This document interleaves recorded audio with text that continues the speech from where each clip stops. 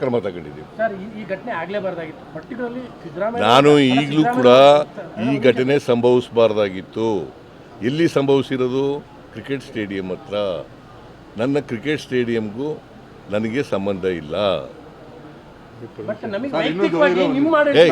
ಬಹಳ ದಿನದಿಂದ sir cricket ಸ್ಟೇಡಿಯಂನ ಬೆಂಗಳೂರಿಂದ ಹೊರಗಡೆ ಹಾಕ್ಬೇಕು ಅಂತ ಅಂದ್ಬಿಟ್ಟು ಒಂದು ಡಿಮ್ಯಾಂಡ್ ಇದೆ ಸರ್. ಅದನ್ನ ಪರಿಶೀಲನೆ ಮಾಡ್ತೀವಿ. ಅದನ್ನ ಯಾಕಂದ್ರೆ ಈ ತರ ಬೇರೆ ಜಾಗ ಎಲ್ಲ ನೋಡ್ಬೇಕಲ್ಲ ಸರ್. ವ್ಯಕ್ತಿಗತವಾಗಿ ನಿಮ್ಮ ಆಡಳಿತದಲ್ಲಿ ಈ ತರ ಘಟನೆ ಆಗಬಾರ್ದಾಗಿತ್ತು ಅನ್ನುವಂಥ ನಮಗಿರುವಂಥದ್ದು. ನಿಮ್ಮ ಯಾರ ಅವಧಿಯಲ್ಲಿ ಆಗಬಾರ್ದು, ನಿಮ್ಮ ಆಡಳಿತದಲ್ಲಿ ಆಗಲೇಬಾರ್ದಾಗಿತ್ತು. ಬಿಜೆಪಿ ಅವ್ರ ಕಾಲದಲ್ಲಿ ಆಗ್ಬೋದಾ? ನಿಮ್ಮ ಆಡಳಿತದಲ್ಲಿ ನಮ್ಮ ಆಡಳಿತ ಇಲ್ಲಪ್ಪ. ಬಿಜೆಪಿ ಅವ್ರ ಕಾಲದಲ್ಲಿ ಆಗ್ಬೋದಾ? ಯಾರ ಕಾಲದಲ್ಲೂ ಆಗಬಾರ್ದು, ನಮ್ಮ ಕಾಲದಲ್ಲೂ ಆಗಬಾರ್ದು. ಬೇಸರ ಇದೆಯಾ ಅಂತ ಬೇಸರ ಕಾಣ್ತಾ ಇದೆ. ಇಲ್ಲೇ ನೋಡಪ್ಪ, ನಾನು ಈಗಾಗಲೇ ಆಗಬಾರ್ದು ಅಂತ ಹೇಳಿದ್ದೀನಿ. ಆಗಬಾರ್ದು ಅಂತ ಹೇಳಿದ್ದೀನಿ ನಾನು. ಹದಿನೇ ಪ್ರಶ್ನೆ ಕೇಳಿದ್ರೆ ಪುನಃ ಹದಿನೇ ಪದ ಬೇರೊಂದು ರೀತಿಯಲ್ಲಿ ಕೇಳಿ ಆಗಬಾರ್ದು.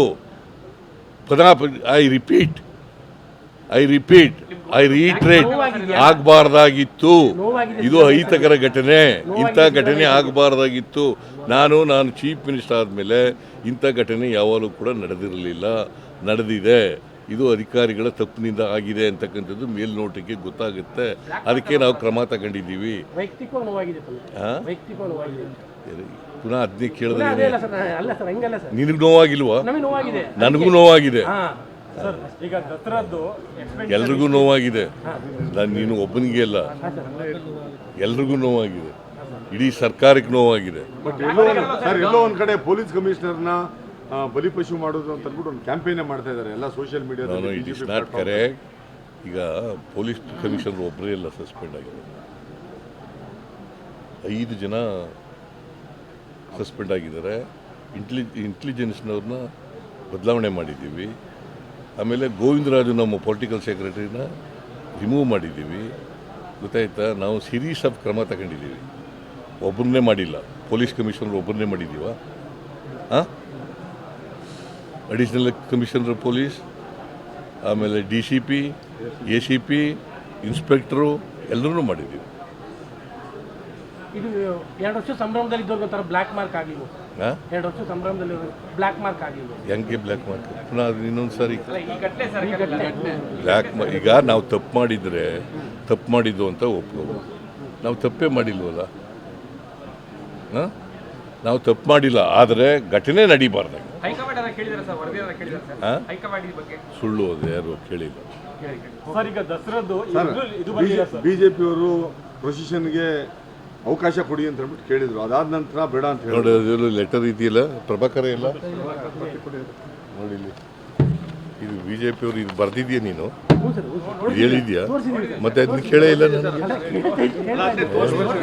ಬರೀ ಇದನ್ನೇ ಕೇಳ್ತಾ ಇದೆಯಾ? ನಿಮ್ಗೆ ಬೇಸರ ಆಗಿದೆಯಾ? ನಿಮ್ಗೆ ನೋವಾಗಿದೆಯಾ? ನಿಮ್ಗೆ ಇದಾಗಿದೆಯಾ?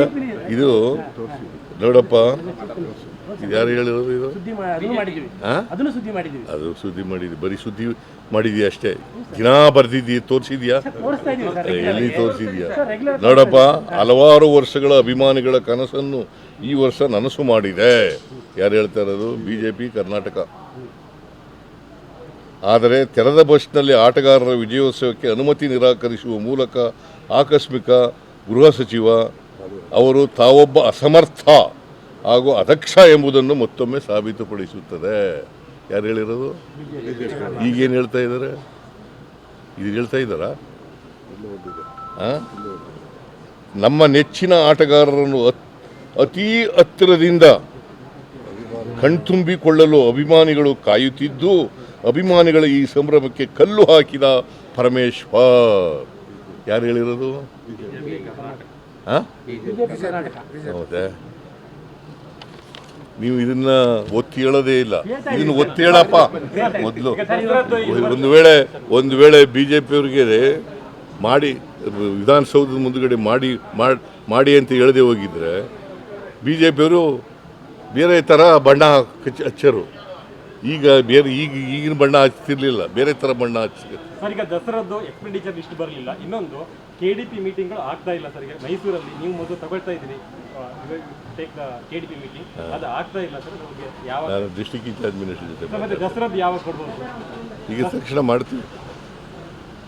Thank you sir. ಹೆಚ್ಚಿನ ವಿಡಿಯೋಗಳಿಗೆ ಪ್ರತಿಧ್ವನಿ ಯೂಟ್ಯೂಬ್ ಚಾನೆಲ್ ಸಬ್ಸ್ಕ್ರೈಬ್ ಮಾಡಿ, ಬೆಲ್ ಐಕಾನ್ ಕ್ಲಿಕ್ ಮಾಡಿ.